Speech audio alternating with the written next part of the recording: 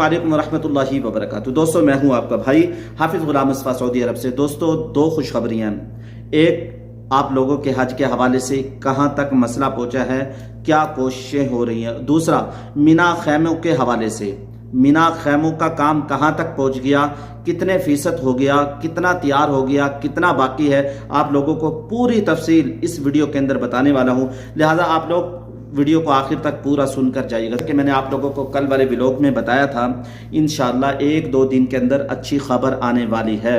आप लोगों ने सुन भी लिया होगा इधर उधर से। दोस्तों, रात यहाँ खत आया है।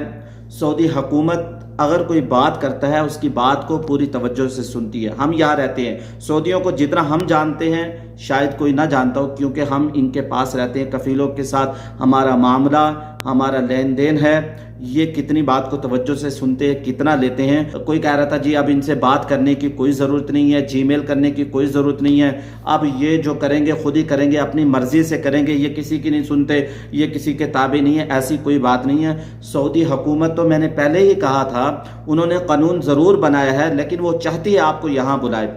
तो दोस्तों, बड़ी खुशखबरी है। इंशाअल्लाह एक आध दिन के अंदर आप लोगों को कन्फर्म खबर मिलने वाली है। यहाँ खत पहुँच गया है, रात से पहुँचा था, कल की डेट में खत लिखा गया और इनको ये जो सऊदी अथॉरिटी को खत वहाँ पहुँचा है और इंशाअल्लाह अच्छी खबर आने वाली है।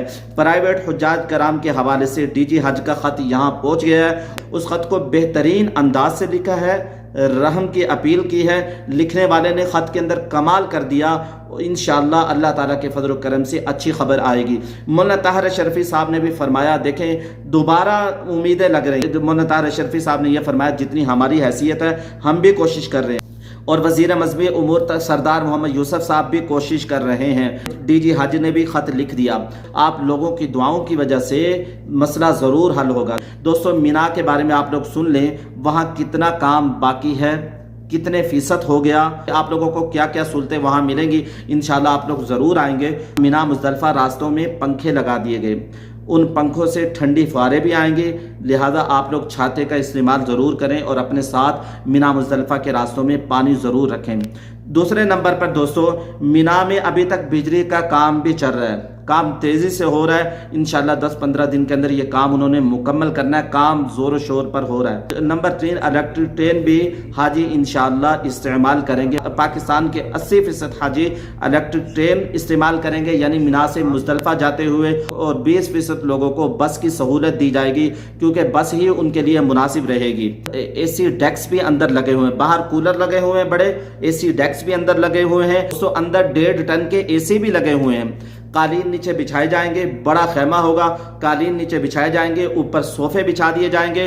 200 सोफे को इस डिज़ाइन से बनाया गया है, उसको आप लोग बिछा देंगे। बिछाने के बाद जब आप उसको क्लोज करेंगे वो कुर्सी बन जाएगी, आप उस पर बैठ जाएंगे। इस तरीके की सहूलियात इस दफ़ा इंशाल्लाह आप लोगों को मिलने वाली है। दोस्तों, अंदर चार्जर सॉकेट्स भी आप लोगों को प्रोवाइड किए गए हैं। 3 स्विच आप लोग ज़रूर लाएं यहाँ, क्योंकि 3 स्विच ही इस्तेमाल होता है। AC 1.5 टन के अंदर लगे हुए हैं।